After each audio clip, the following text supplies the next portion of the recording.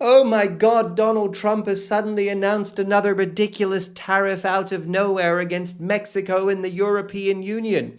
But also, oh my God, Donald Trump is threatening to deport a United States citizen simply because he doesn't like them. You know what I think? I think Donald Trump is desperately trying to do or say whatever he can to make a big enough splash to make people stop talking about the Epstein files. Like, Donald Trump seems to really want to make people stop talking about the Epstein files. So, let's talk about the Epstein files. So, for the past few days, Donald Trump has been all over the media and social media, essentially trying to just gaslight the world into completely forgetting about the Epstein files overnight. It's old news, it's not even interesting. None of the cool kids are even talking about this anymore. Why don't you just drop it already? Are you still talking about Jeffrey Epstein?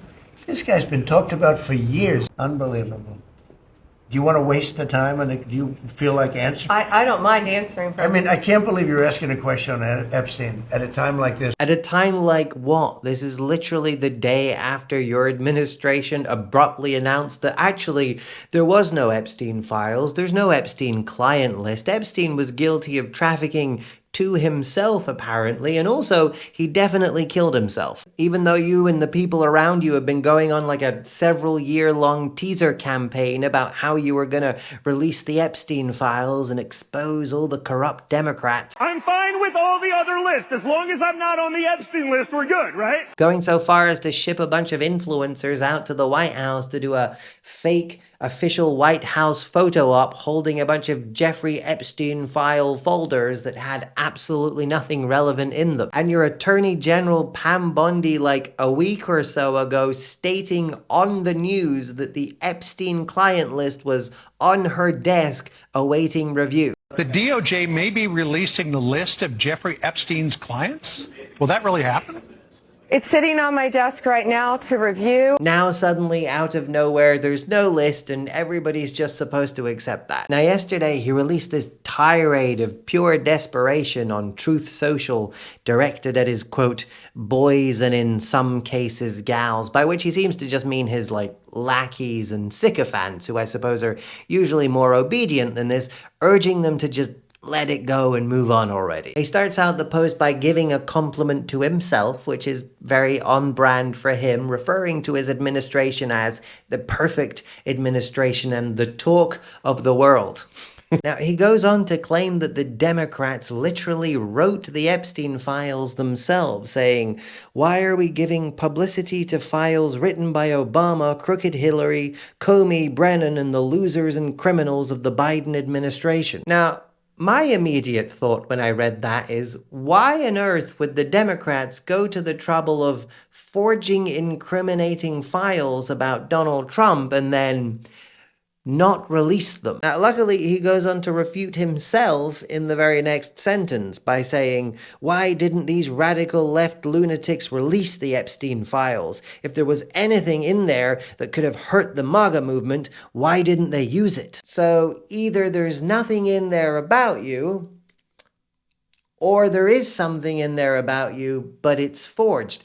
Definitely both of those cannot be true at the same time, right? Now, I tend to think that the reason the Democrats didn't release the list when they were in power is because the list incriminates more than one person, right? That's what makes it a list. It would just be a name otherwise. Essentially, there are other names on the list too, including some key Democrats, but also some very wealthy people who both Democrats and Republicans are interested in protecting. It's a kind of a mutually assured destruction sort of scenario for both sides of the political spectrum. Now that seems to me a bit more likely than the Democrats forged a list with nothing on it only to not release it, and now Donald Trump also does not want to release it even though there's nothing on it. Now, as far as I'm concerned, him trying to claim that it was forged by the Democrats is essentially just a signed confession by him that he knows for a fact that he is definitely on it. That's what that looks like to me. But of course, I don't have inside information. I don't know for sure. I definitely can't prove it, right? But in case this is not enough for you, let's have a quick sort of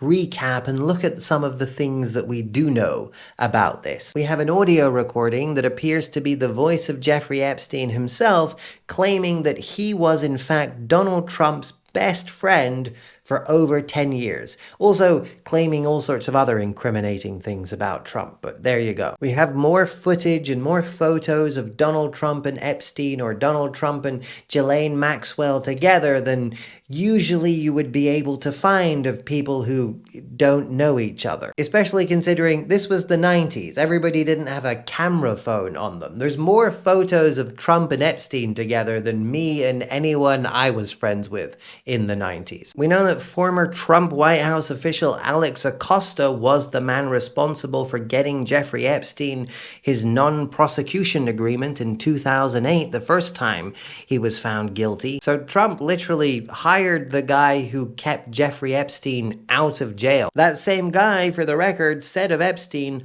"I was told Epstein belonged to intelligence and to leave it alone." Speaking of intelligence, we know that Gelain Maxwell, who was Jeffrey Epstein's partner in crime, who's currently in jail for trafficking to apparently no clients, we know that she is the daughter of Robert Maxwell, who has clear ties to Israeli intelligence. We also know that Jeffrey Epstein got a large amount of money early in his life from very, very wealthy magnate Les Wexman. Now, Les Wexman apparently paid Jeffrey Epstein anywhere from $200 to $400 million for being a tax advisor. Now, Jeffrey Epstein's former experience for that job was as a math teacher, which incidentally is another job that he also received without any prior experience. So either Jeffrey Epstein, the math teacher, had such a profound and intricate working knowledge of the US tax code,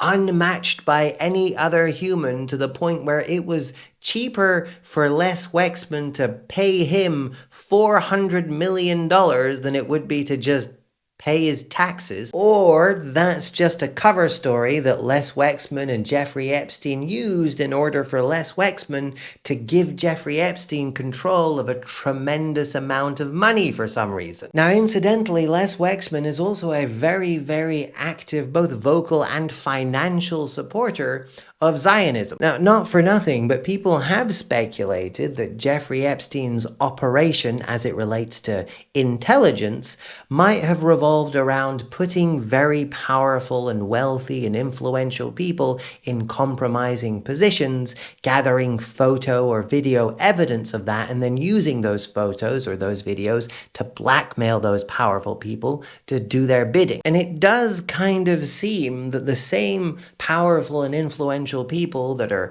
very reluctant to talk about the Epstein client list in a serious way are a lot of the same people who are also very reluctant to criticize or act against a certain geopolitical entity. Now, does correlation equal causation? Absolutely not. Do I have any hard evidence to confirm what I'm talking about?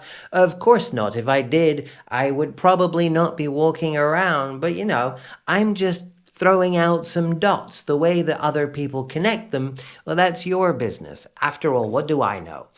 I'm just some guy on the internet.